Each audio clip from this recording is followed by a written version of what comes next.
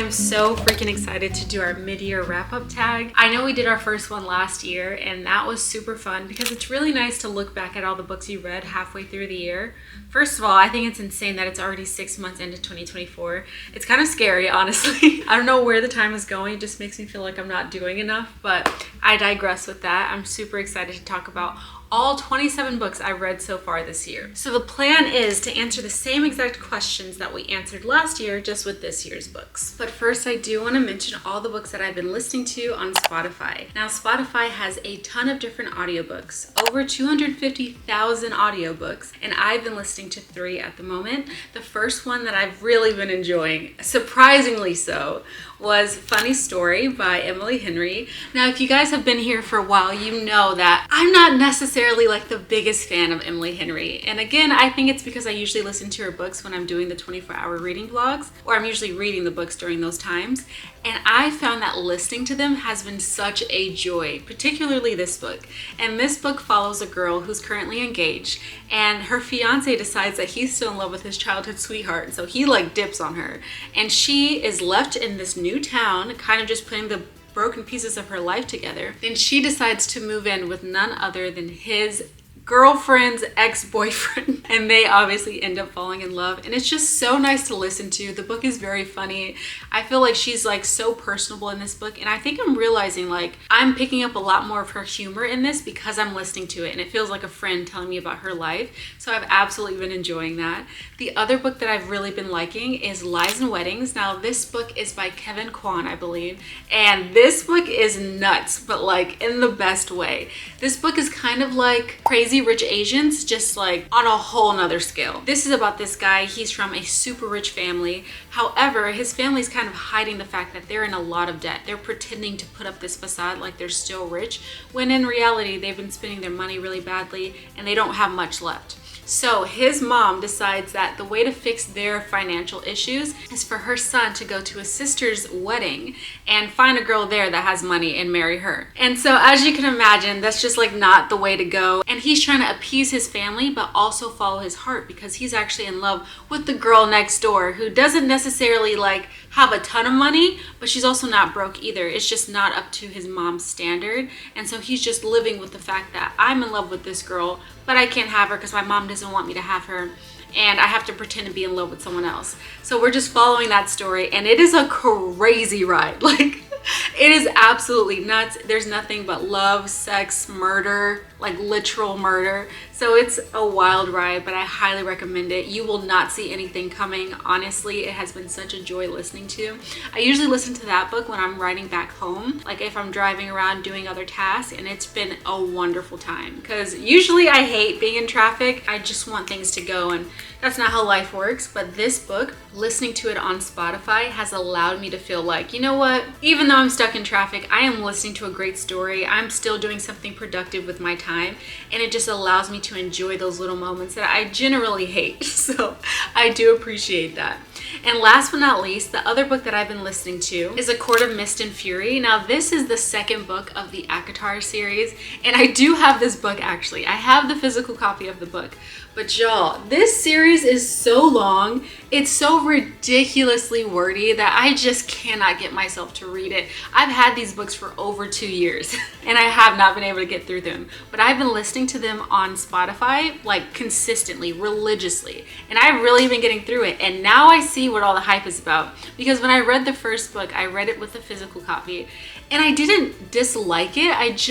It wasn't my cup of tea.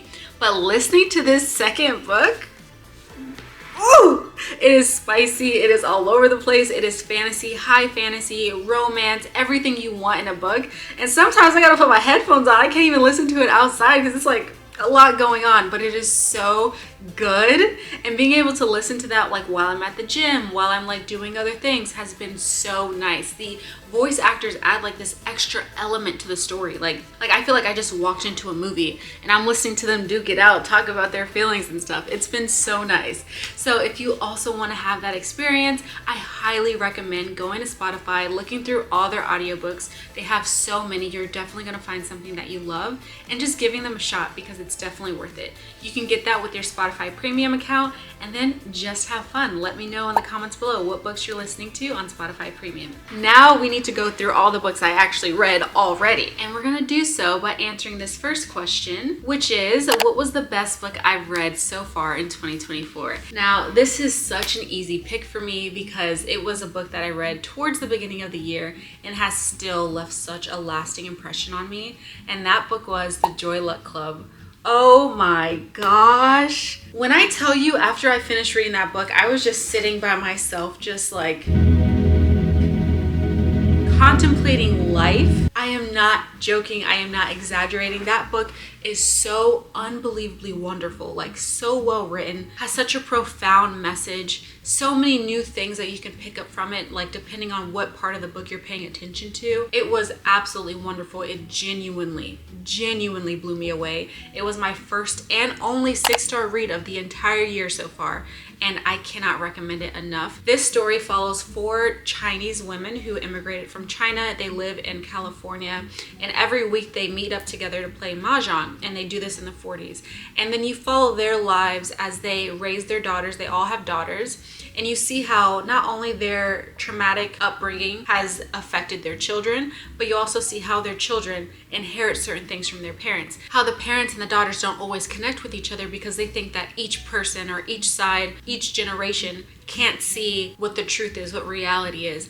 When in reality, the mothers are the way that they are because of how they grew up in these really tough conditions, how they had to be ripped from their native country because of the wars that they were having, and being put into a new country where they don't speak the language, where they don't actually want to be there, where they have no choice, where they have no voice, and how that trauma has translated itself into how they raise their children, and thus how their children are today, and why they're not super close with their mothers. And wow, this story just like blew me away. I cannot emphasize it enough.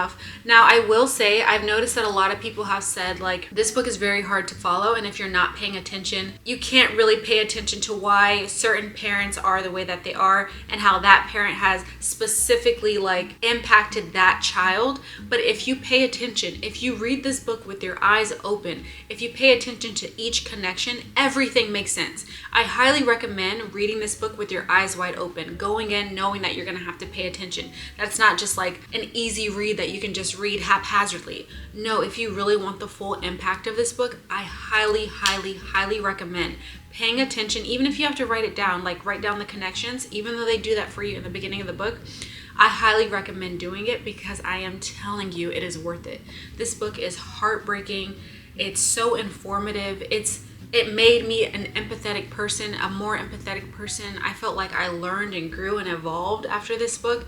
This book just genuinely blew me away. Like, I think it became an instant classic for me. It's definitely my top 10 because it was just so well done, and I just thought it was so incredible to see how she knew human nature on such a cellular level, how she can explain little nuances that we all do or think or believe that isn't always easy to put into words. But Amy did such a good job with this, and now I genuinely understand why people call it like a modern day classic, because it is just so well done. It's not an easy read, but it is a necessary read in my opinion, and I highly recommend that everybody reads it. The next question up is, what was the best sequel you've read so far in 2024? Now, if y'all have even been here for a second, for a literal minute, 60 seconds, you already know what I'm gonna say, because the Harry Potter series literally took over my life this year. I was a prisoner of Azkaban, if I do say so myself, to this series. This entire year, I literally could not read anything else. I was only supposed to read the first book, okay? I was only supposed to read the first book, and I literally, after reading the first one, put everything down, dropped my TBR, and I read all 7 of the books, and I read the 8th book, even though I said that I wouldn't. Like, this series, honestly, if I can be 1,000,000,000% transparent, is the best book series I've ever read in my entire life. It even beats Twilight, and y'all know how much I love Twilight.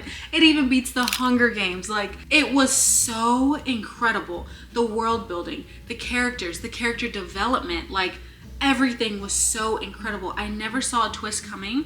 Now, if you guys are a little new here, I have never read Harry Potter in my entire life. I'd never watched the movies. I was never spoiled. I was never around like a Potterhead who like told me about what was gonna happen. Nothing. I came in as fresh and naive as I possibly could have.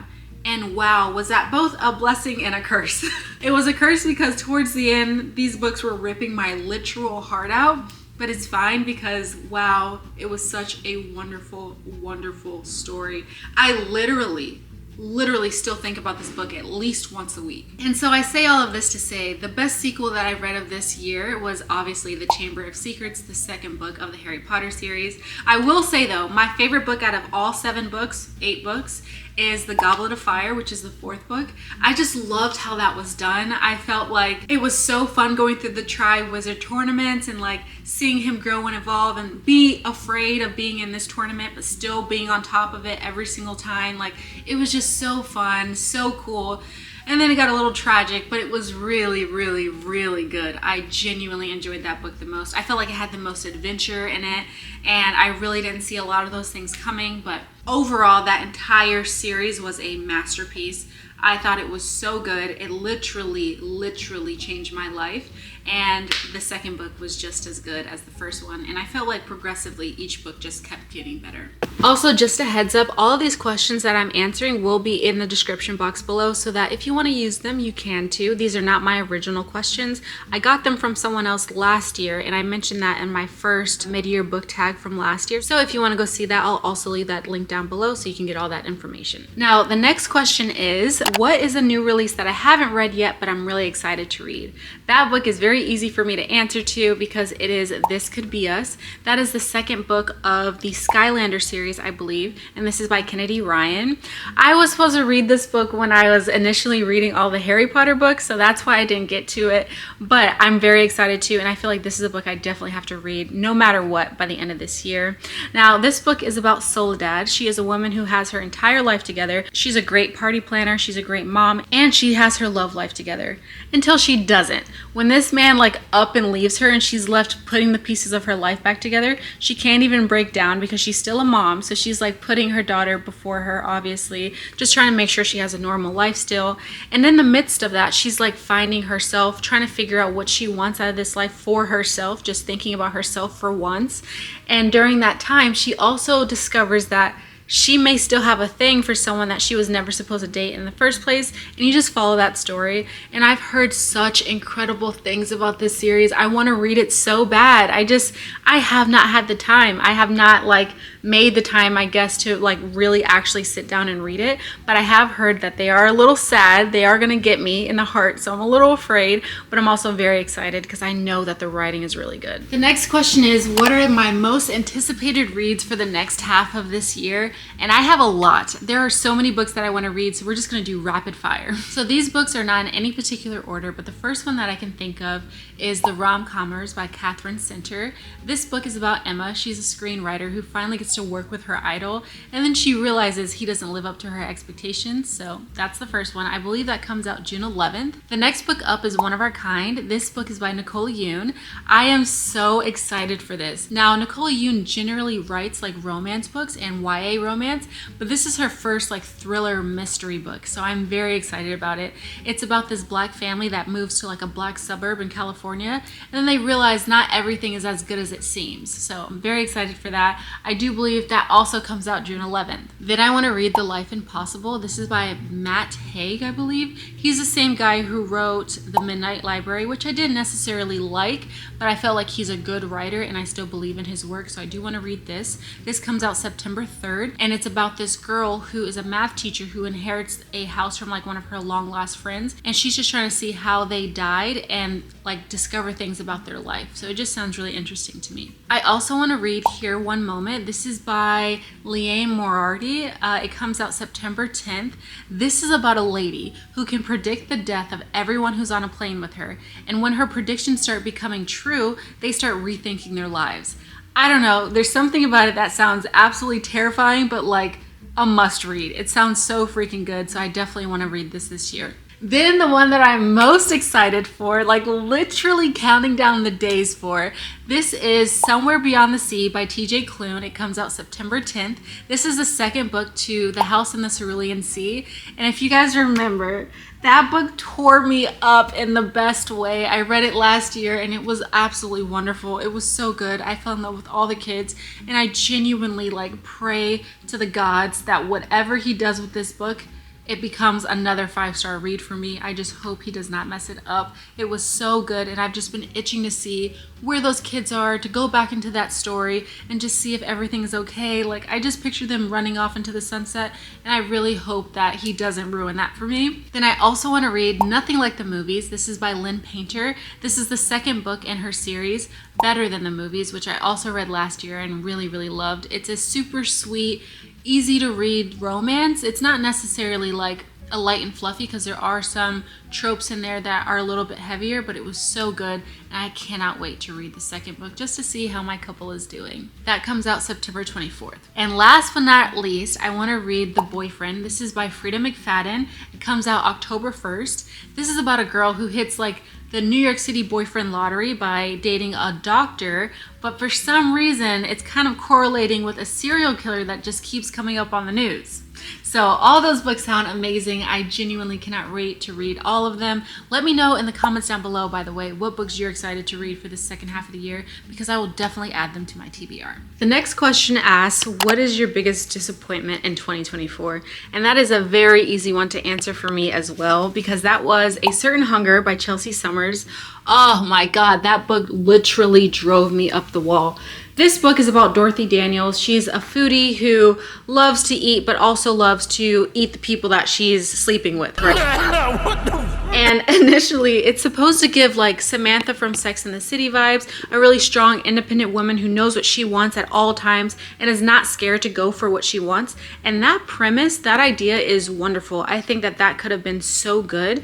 It just was not executed well. It just felt like a really pretentious word salad, and I don't mind reading about psychopaths, but I felt like the psychopath got lost in all the fluff. Like, it just sounded so pretentious, so annoying. I genuinely was reading and rolling my eyes. Like, my eyes were getting stuck back here because it was so annoying. Every other word was so pretentious, so overdone, so grandiose, like when it didn't need to be. Like, I understand doing that here and there to portray her personality as someone who thinks she's bigger and better than everyone, but it was just so overdone. It felt so try hard. I don't know how else to explain it. It just felt like she was trying so hard to pull off this character, and it really just came off as a caricature of a psychopath instead of a genuine psychopath. And for example, when I was reading The Silent Patient, that book showed the life of a psychopath so well. Like, they seemed like they were so normal. They were trying to come off as so normal, but as you're reading what they're telling you about, you understand that those are not normal behaviors. And getting that perspective of a psychopath from like a real genuine person, it just made the story flow a lot better, and it made it a lot more eerie. It brought off like that scary effect that you were trying to give off. And not that this was supposed to be scary or anything, it just was not well done. You didn't feel like you were reading about a psychopath. You just felt like you were reading about someone who likes a lot of attention, trying to come off as like a psychopath. That's what it really felt like, which is a bummer because I really had high hopes for this book and it just fell flat for me. The next question is, what was my biggest surprise of the year? And that, hands down, by far, was Just for the Summer by Abby Jimenez. Wow. Did that book teach me so many lessons. But the overall lesson it did teach me is the fact that you can learn life lessons from romance books the same way you can learn life lessons from literary fiction, from biographies, from thrillers and mysteries. And for some reason that has never clicked in my mind until this book in particular. Wow, this book was so well done. It's about Justin and Emma. These are two people who connected on the internet because they believe that they had like this dating curse where whenever they date someone, the next person that person dates is the love of their life, and they get married and run off into the sunsets, leaving them alone and single. And so they connected over this dating curse, which leads to Emma moving to where he is just for the summer because she's a traveling nurse, and she decides to go there just because she's connected with him so well over the phone and online. And when she gets there, she obviously naturally falls in love, but she's not just falling in love, she's discovering herself, learning that she has coping mechanisms that are not healthy, learning that she's not been taking care of her mental health, learning that she has to let certain people go in her life. Like, wow, wow, wow. I did not expect all of this from a romance book, but did Abby Jimenez deliver anyway? Like, it was just so well done. My girl Abby can write when she wants to, and this was just such good proof of that. It was one of the best books I've read this year, hands down a 5-star. And I think that it was so good to me and so profound to me because she does the exact same things that I do. And Abby gave me the opportunity to see what it would look like if I prioritize my mental health, if I stopped running from the things that I was running from, and decide to work through them instead. And wow, it was just so beautiful. It was so necessary for me to read, I think. Like certain books, if you read them at the right time in your life, when you're ready to receive the message that they're giving you, these are books that will leave a lasting impression on you for the rest of your life. And I feel like this was one of those books. I read it at the right time where I was able to receive that message, where I'm able to like put in the work and understand that what she's saying is the truth. And that is just such a beautiful thing. That is why I believe that books are magic, because when they hit just right, they hit, and they hit hard. It's like the best life teacher that you could ever have, and it's just words on a page. Like, it was so incredible to me. I absolutely loved it. And there's so many good quotes. There were so many good quotes. I actually wrote down a few of them that I have to share with you guys.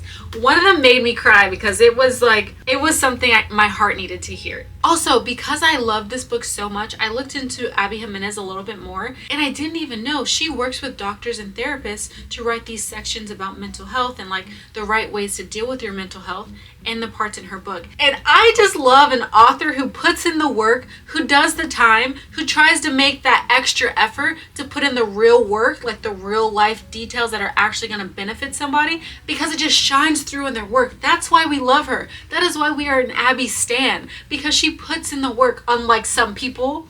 Right move? Like, wow, this is what I am talking about. This screams if they wanted to, they would. She puts in the work. She goes and talks to these doctors. She interviews these doctors, and she puts that knowledge that she learns from them into her books, and it just shines through. Because there's always a message about how you need to like prioritize your mental health and ways to do it. Not just saying you need to prioritize your mental health, but actually showing us how to do it. I love that. She puts her money where her mouth is. She's not just saying, she's not just talking. She's not just saying the things that are good to hear because everyone's saying them. No, she's also showing us how we're supposed to do it. Because I think a lot of the times, like, we're very self-aware. Like, we realize, my mental health isn't the best right now, but we don't know what to do with that information. Like, okay, now what? I can't afford therapy. But Miss Abby Jimenez is like, if you buy my book, baby, I got you. And yes, it's not like an end-all be-all solution, but it's a great start. It is a great start because it allows people to like feel seen. Okay, I'm not the only one feeling this way. But it also gives them solutions. Okay, I'm not the only one feeling this way, and this is how I should be handling it. Thank you. Like, I love that so much, and this just gave me like so much more respect for her. It's not that I didn't have respect for her before, but it just elevated after this book, because I was like, wow, not her preaching to me in a little romance book. Like, wow, just amazing. And this is the quote that literally had me sobbing. Not everything that comes out of a crisis is bad. Sometimes your traumas are the reason you know how to help. It still gets me. It just lets people know, even if you're broken, first of all, you don't have to stay that way. And it's all about perception. What you do with that trauma is completely up to you. You can let it be something that is debilitating, or you can let it be your superpower. And that right there sent me over the edge. Like, that is exactly what I needed to hear.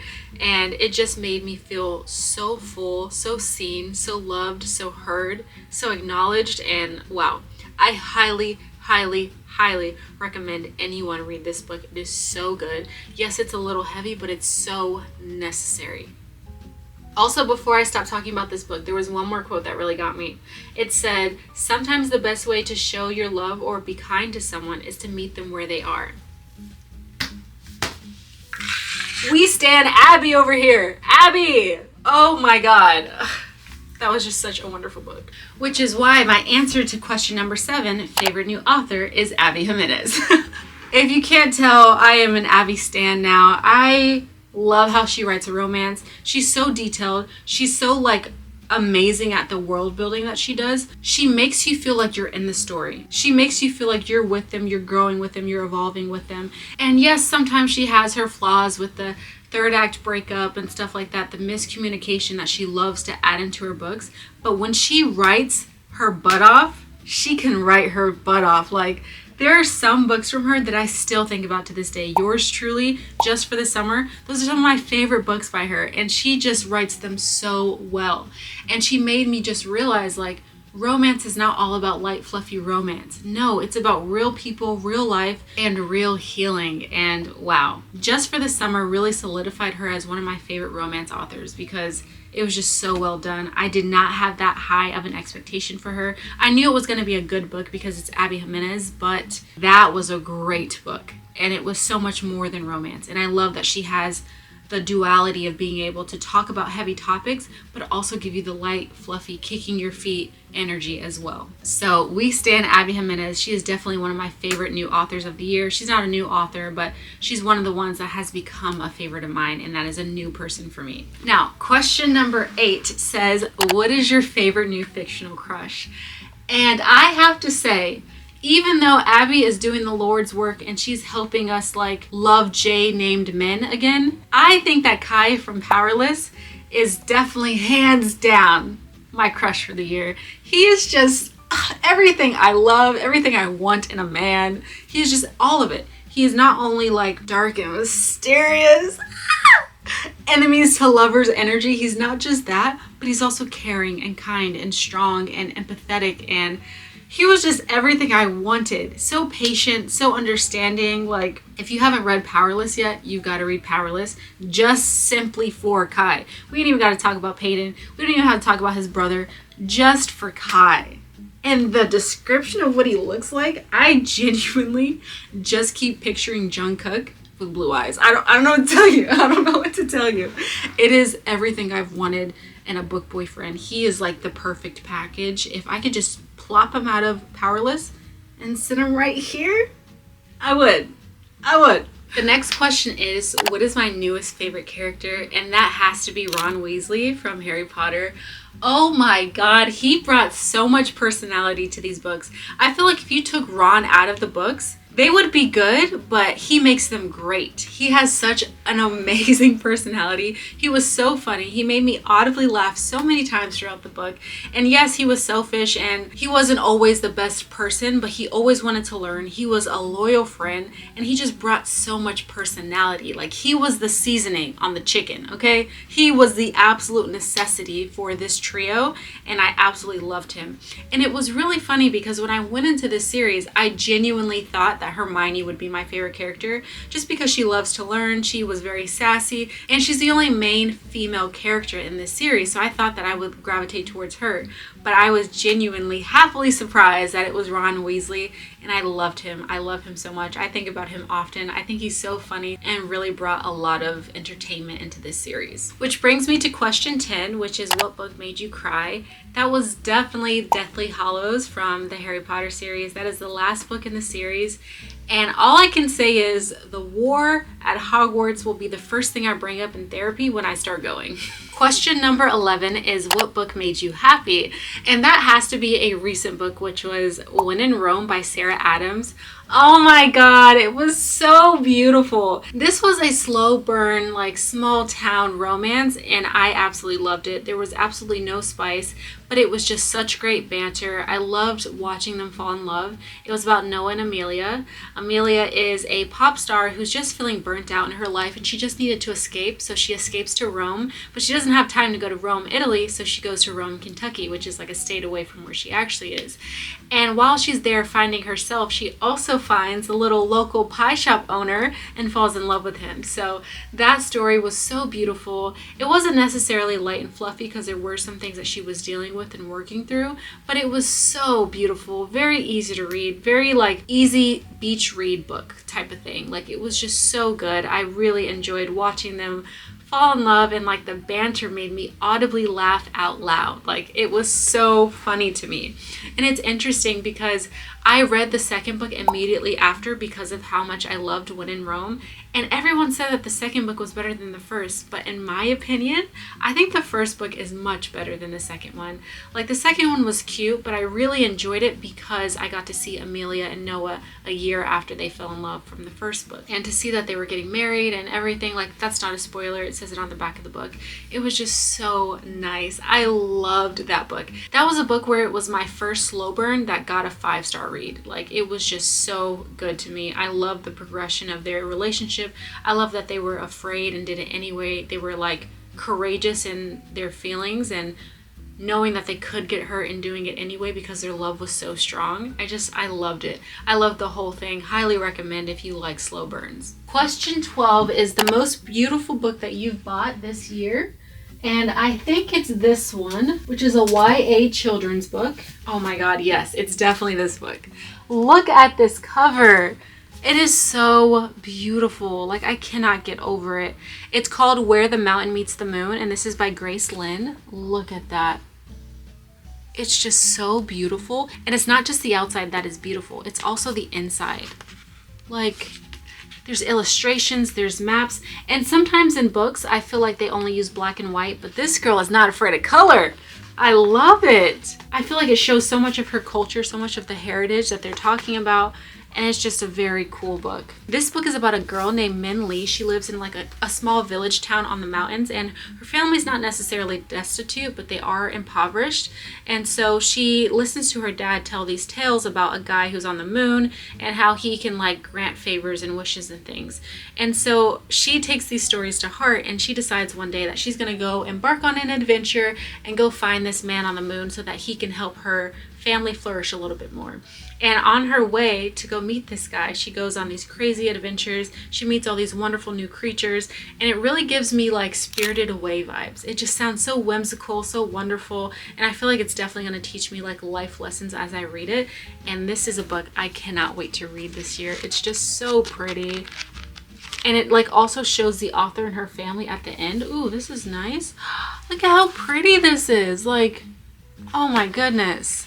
I cannot wait to read this. So this is definitely the prettiest book I've bought this year. Now we are finally at the last question. Question number 13. I am sorry I have talked your ear off this entire time. If you've made it this far, please like and subscribe, and we can get to the last question, which is, what books do you need to read by the end of this year? Now there are a few, honestly. Besides the books that I already mentioned, which is One of Our Kind by Nicole Yoon and Somewhere Beyond the Sea by TJ Klune. Oh, I cannot wait to read those two books. Besides those two, I also have to read Crime and Punishment. This is by Dostoevsky. Oh my God, I always say his last name wrong. He's like a classic Russian author and everyone knows him. I just cannot pronounce his last name right to save my life. And so I definitely want to read Crime and Punishment. It's a long book. It's about this guy who commits a murder, but then the guilt of committing that murder has like taken over his life. And I know that this is a very long book. It's over 1,000 pages, but I've heard such wonderful things and I just need to read it. I'm itching to read it. I actually started it yesterday, so we'll see how far I can get. I think I'm just going to slowly read it throughout the year because it's so long and it's so complex. And I just want to give it the attention that it deserves so I don't miss any of the details and I can really see what the hype is about this book. And last but not least, I definitely also want to read 100 Years of Solitude. This is also a classic book, but this is by a Spanish author, and this book is supposed to be like the baseline of magical realism. This is what brought magical realism into literature, and I just cannot wait to read it. I've heard such wonderful things about it, and I hear that it's going to teach me a lot of life lessons, and I think that's all I can ask for in a book, is like a book that's going to teach me something, a book that is going to leave a lasting impression on me for years to come, and it just sounds like the book for me. So I'm very excited for that. I cannot wait to read all of these wonderful books, and it was so nice to like look back on everything that we've read so far. It feels like we've read a lot, but now going through them, I'm like, most of these books were the Harry Potter series. Like 7 books, 8 books of the 20 whatever books that I've read was just one series. So I'm excited to see what the other half of this year has in store. I'm definitely not going to read a long series like that again, just because I want to read as many diverse reads as possible. So I love you so much. Thank you for following along. This was a long one, but I had a lot of fun going through all the books, and I will definitely see you in the next video.